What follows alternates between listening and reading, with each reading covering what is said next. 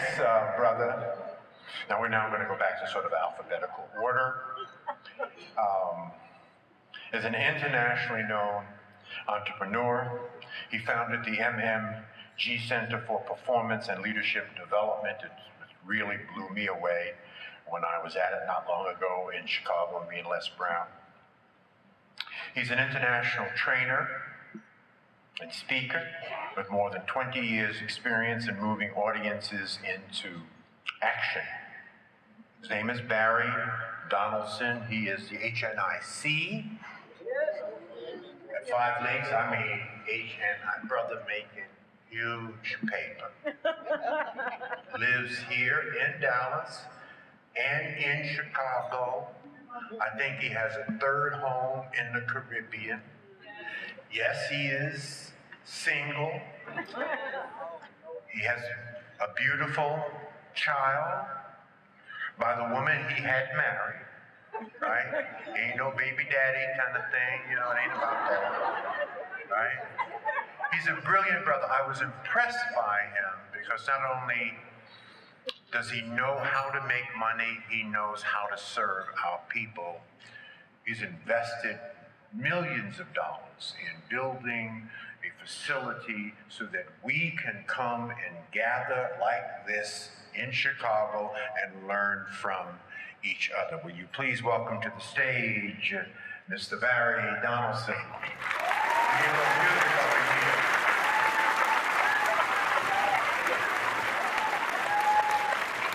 Turn the music up.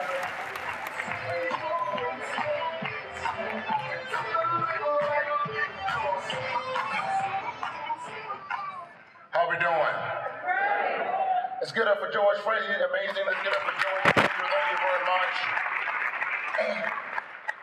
I actually had a speech, a thank you speech prepared for this, and I decided to not use it. I wanted to speak from my heart, or off the cuff, if you will. I had an opportunity to meet George on platform in Oakland a couple years ago, maybe 3 or 4 years ago, actually. And I asked him the question, I said, George, you've done a lot of incredible work. Who's your successor? He said, I don't have one yet. And now he does. So that's an amazing thing what he's doing. Congratulations, George, for your work. I'm just a small kid from Arkansas with a dream. My grandmother was a maid. She made $60 a week, and we stood in a hot line at Togo Elementary School for our government cheese that didn't melt. I don't know if you're successful, but doesn't know anything about that, but the cheese does not melt. And I went to college on set-aside programs, Upward Bound and Pell Grants, and I was in line for my lunch tickets, and I just had a dream. I just decided one day that I had enough.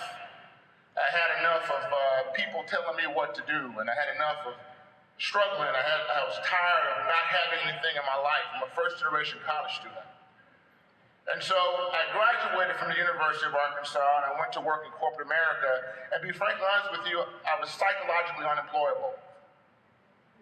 I couldn't sit there. I love people in corporate America. Nothing wrong with corporate America. I'm just not cut from that cloth.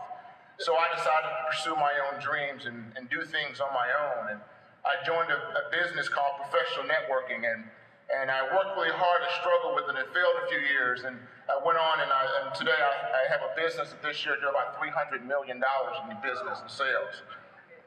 And so what's great about it, though, thank you very much. What's great about that is that today I live my life on my choices. I actually have taken people who were struggling in their lives, and I put them in an income bracket of a brain surgeon, 3 years of working with me. I put over 400,000 black people in businesses. I was able to build the only freestanding entrepreneur school in America, where people come and they share ideas, and they're able to learn and grow and be successful in whatever their field of endeavor is. It doesn't really matter, but whatever it is, they can come there and they can grow and be successful. And George came out to our school a few months ago and graced an audience of about 200 students. So thank you, George, for doing that. But I do want to tell you this. It's not about the money that you're going to make in your endeavor. It's not about the houses you're going to buy, or the cars that you're going to buy, and the suits that you're going to wear, and the dresses you're going to wear. It's really about your legacy. That's what really is all about. You know, we talk about building generational wealth, but most of the black people I know don't have anything. And until we start owning and start having, how are we going to leave a legacy? And the legacy is what we're trying to leave. And so I'm going to leave you with a couple things that I think you might want to take with you. I just wrote them down sitting at the table. It just came to my mind. You can write these down and use them if you choose. I think that you might want to leave 5 types of legacies before you leave here. One is called the legacy of expectation. You need to expect the best from your kids and the people who work for you. Your team. Expect the best. They should expect the best from you. You leave the legacy of expectation, your business will soar. Your children will get the best education money could buy. They'll do phenomenal things in their life if you expected of them.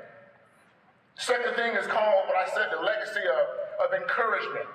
Encourage those people, lift them up if they're doing not so good as you. It's okay if things are going bad right now. You know, it's your attitude that determines where you're going to go. Doesn't make a difference if right now you're in a winter in your life. We all go through winters in our life, but spring is on the way. And if you understand that, you'll get through the winters in your life. Some of you guys are sitting here, I know you got burdens on your shoulder, you got things going on in your life, and you think, man, if I could just get through this. And you will, because spring always comes after winter, doesn't it? Absolutely. The third one is what I want to call the legacy of purpose. Why are you living? What's your purpose in life? What purpose are you going to give your children? What's the purpose of your business? What's your mission statement in your business? When you wake up every single day, what is it that you do that means and makes a difference in somebody else's life? That's where I live my life today. I live my life on a purpose. I've made the money. I continue to make money, and thank God for that. But what is your purpose? Why are you here? What are you doing? The fourth thing is the legacy of love. My grandmother, who had a 3rd grade education, she said, she used to call me Buddy. She said, Buddy, don't forget to pray. And in my life, that's one of the only things I was unable to achieve. I was not successful when she passed away. But I have a 7-year-old son, and I love him with all the breath I can take. And I tell him every single day that I love him. He's my best friend. He's my boy, my BFF. And he's in Hawaii right now with his mom, and we're recording this because I want to make sure he has this to play for the rest of his life. Who do you love and who loves you? If you're in quarrels with your brother or your sister, fix it. If you're in quarrels with your mother or father, fix it. Also, my father, he's suffering from brain cancer. He may not make it. And I told my dad, I'm going to record this and send it to you also, Dad, because he wanted to be here. And the 5th one I'm going to give you is called the legacy of excellence. Be the best you can be at everything you do, or just simply don't do it. Give it your all. As black business owners, ladies and gentlemen, it's okay to make money. Everybody who comes to us wants the hookup for business, don't they? Ladies and gentlemen, you'll be out of business if you give everybody the hookup. One thing I learned from George, it's okay to be successful in black. I put George on a conference call with 3,000 black folks, and I got 1,000 text messages saying he's talking to black. I said, listen to what the man has to say. He's telling you about being successful, you happen to be black. This is our time, ladies and gentlemen. I appreciate it being called cool and brilliant. I appreciate that. I don't know if I'm brilliant, but I am black. Man, Randall, we're 2 tall, dark brothers, Kappa brothers, chocolate Kappa brothers. But remember those legacies. And I'll leave you with a story that I put on paper. I only read it in situations like this. I put it on paper when I wasn't making very much money, because I knew one day I would, because I believed in myself. And I hope this story has impact on you as it had on me when I was putting it on paper. It's called freedom. In the United States of America lies a large industrial city, site of one of the largest slave labor camps. Near the center are community settlements where the slaves live. Each morning they move herd like from their quarters into the industrial camp. Each one at his or her station by 7:30, and here they are met by their master for the day's duties. Here they remain in chains until 5 p.m. when they are released. They have no choice on how many hours they must labor. Sometimes they are required to work overtime until their master tells them that they may leave. Each year they're told when to take their vacations and for how long and when to return. They have very little choice in how much money they can earn, and they're allowed very little time for lunch and coffee breaks during these labor hours. They remain in chains in great fear that their master may punish them with the whip. It's called the layoff whip. It is said that some of these slaves are good and faithful, and they still feel the sting of that whip. Day by day and year by year, they toil until the master decides it's time for them to stop. Then he releases them to the retirement camps where they're forced to sit idle and wait for death.